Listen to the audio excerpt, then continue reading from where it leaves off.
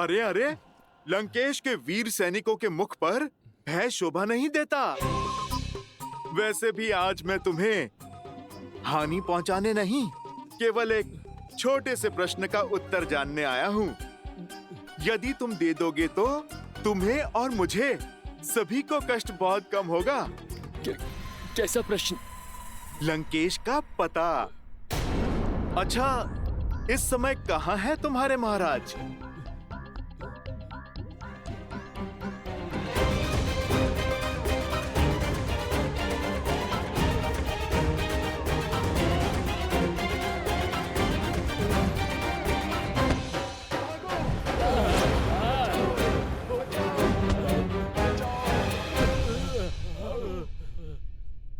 हनुमान जी, सब द्वार छान मारे, किंतु दशानन की कोई सूचना नहीं है। तो अब बारी है महल के भीतर पूजा स्थल पर कूच करने की।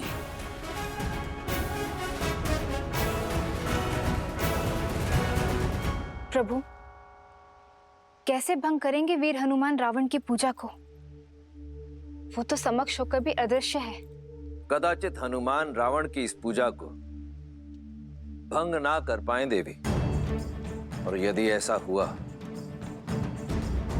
तो मैं जाने के लिए विवश हो जाऊंगा। फिर तो आपको विवश होकर रावण को आशीष देना ही होगा। उसकी इस माया का अंत कैसे होगा? ये तो रावण के कर्म पर निर्भर करता है कि हनुमान उसकी पूजा को भंग कर पाएंगे अथवा नहीं।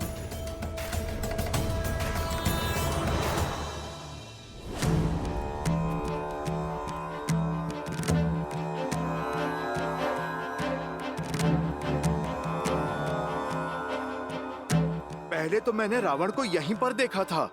लगता है विभीषण जी उचित कह रहे थे। या तो सच में रावण यहाँ पर नहीं है, या फिर उसने कोई माया रची है। अब कहाँ ढूंढे उसे? हर दिशा में फैल जाओ।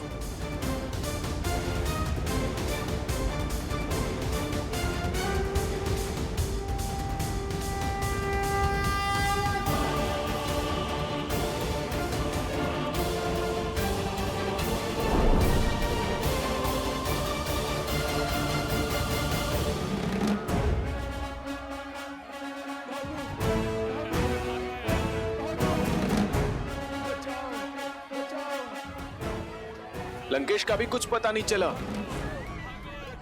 पूरी लंका छान मारी, किंतु रावण का कुछ पता नहीं। अब उसका यज्ञ कैसे भंग करेंगे? यदि उसे खोज नहीं पाए तो बाहर आने के लिए विवश कर देते हैं। कैसे? हमारी दृष्टि उस तक नहीं पहुंच पा रही है। कदाचित स्वर पहुंचे। आओ, रावण का ध्यान भटकाते हैं।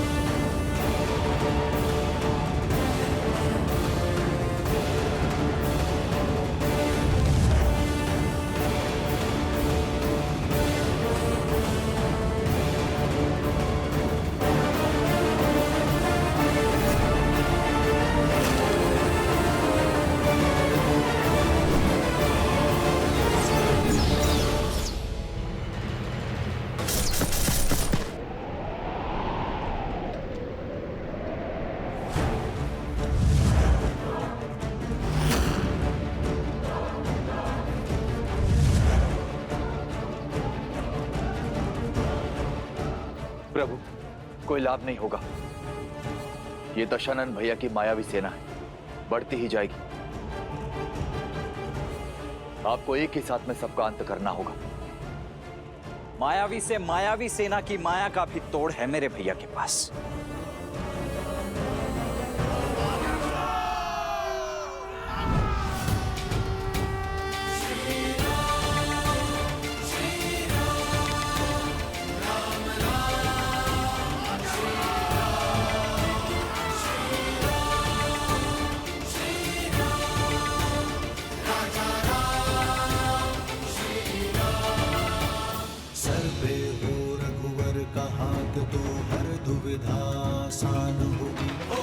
जय श्री राम।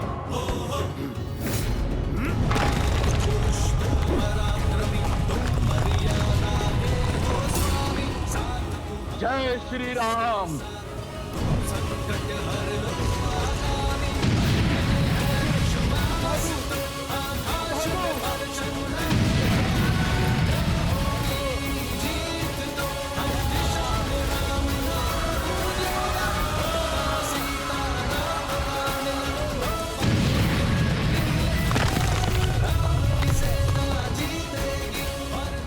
लगता है बानर फिर से लंका में घुस आए हैं।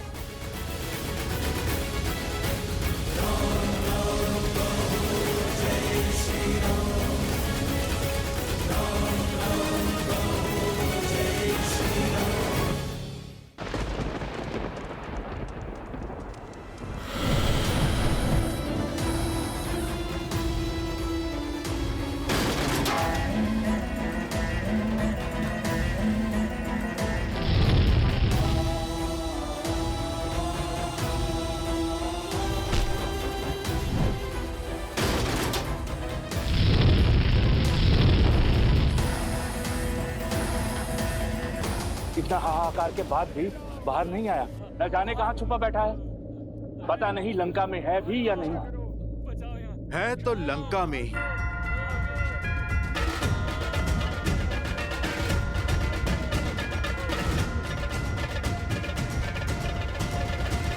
एक मार्ग है उसे बाहर लाने का।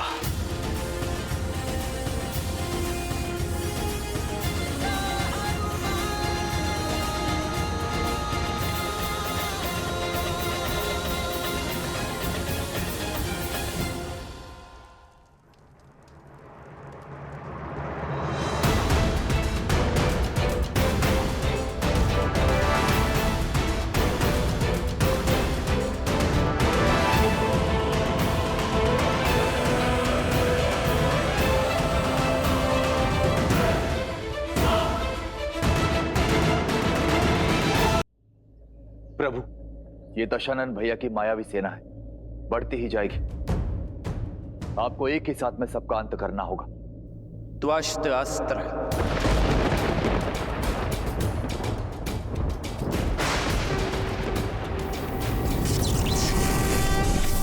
श्रीरामचंद्र कृपालु भजु मन हरण भव भय नव कंज लोचन कंज पद कंजारूढ़ कंदर्प गणित अमित छवि नव नीला नीरज। त्वष्ट्रास्त्र के प्रभाव से उन्हें एक साथ अनेक भैया राम दिखाई देंगे।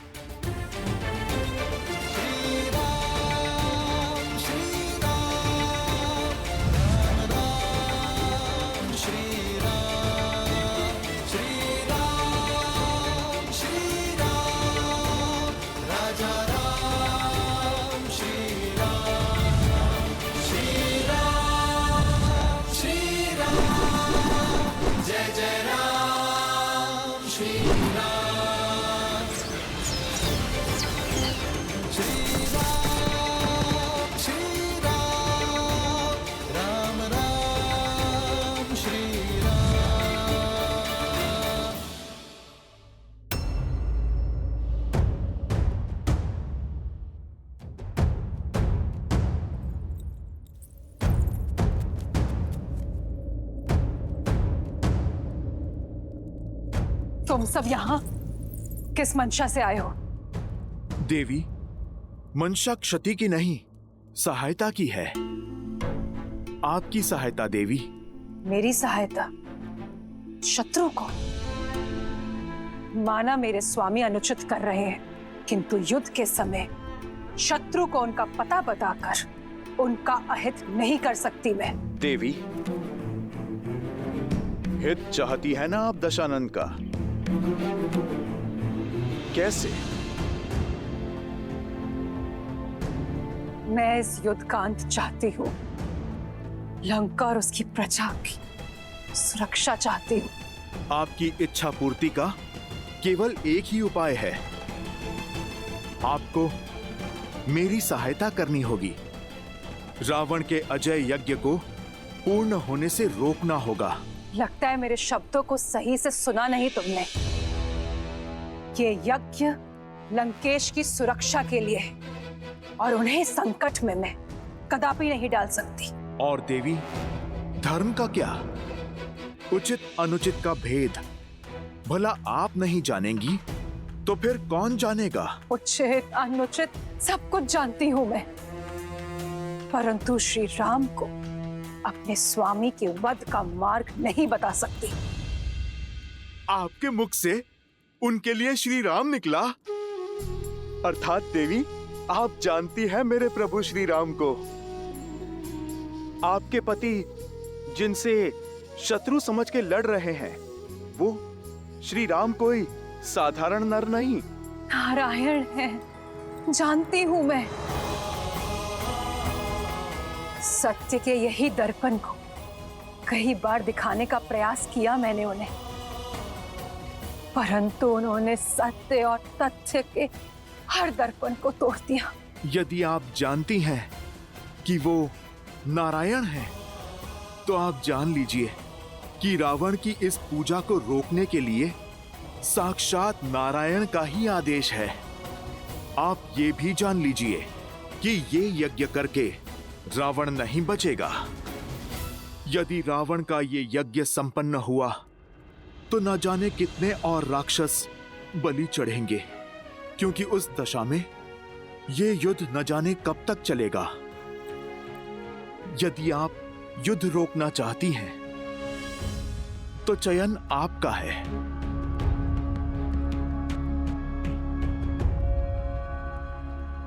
मेरे प्रभु की आज्ञा है कि किसी भी स्त्री को विवश न करना। देवी, अब आपका धर्म, आपकी मर्यादा आप ही के सामने है। मैं केवल इतना कहूंगा कि एक ओर धर्म है और दूजी ओर अधर्म। एक ओर न्याय है तो दूजी ओर अन्याय। एक ओर प्रभु श्री राम है और दूसरी ओर रावण। एक ओर माता सीता की स्वतंत्रता है और दूसरी ओर उनकी पीड़ा। चुनाव केवल आपका है देवी।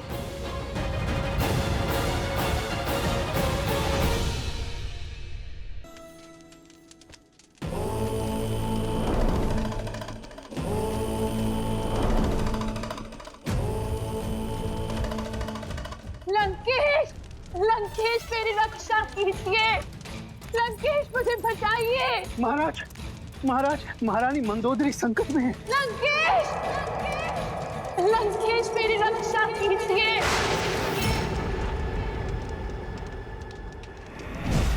लंकेश मुझे बचाइए। लंकेश, मेरी रक्षा कीजिए। लंकेश, बोली, रुक जाओ वानर।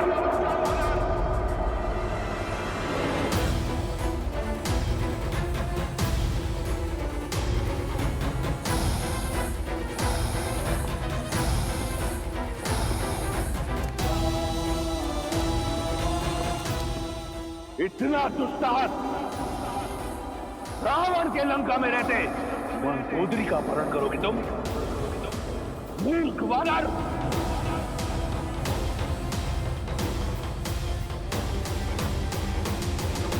ओह, तो अपनों के लिए थोड़ा सा सद्भाव शेष है तुम में। तुम्हें बाहर आना ही पड़ा। मैं आ गया हूं, परंतु तुम में से कोई यहां से नहीं जाएगा। तुम्हारे प्राण और तुम्हारे उद्देश्य दोनों का अंत होगा। रावण, हमारा उद्देश्य तो तुमने बाहर आकर स्वयं ही पूरा कर दिया।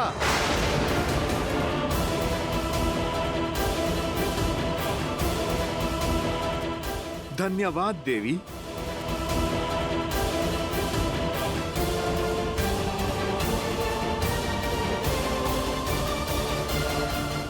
यदि हमसे कोई भूल हो गई हो अनजाने में, या आपकी गरिमा को कोई ठेस ही पहुंची हो, तो आपका पुत्र समझकर हमें क्षमा कर दीजिए माता।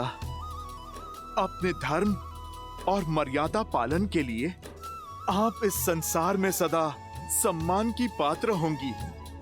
अपने पति को सही मार्ग दिखाने के लिए स्वयं पर यह घोर पाप एक पतिव्रता ही ले सकती है। युगों युगों तक आपके पतिव्रता धर्म को स्मरण किया जाएगा माता।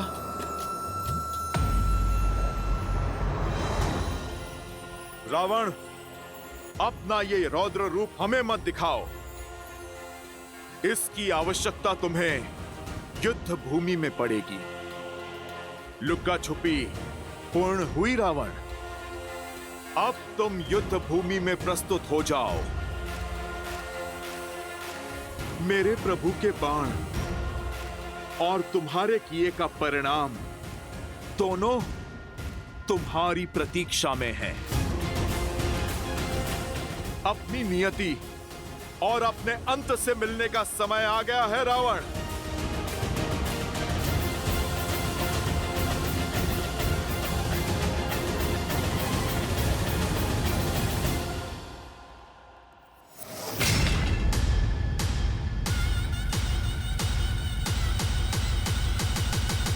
जय श्री राम।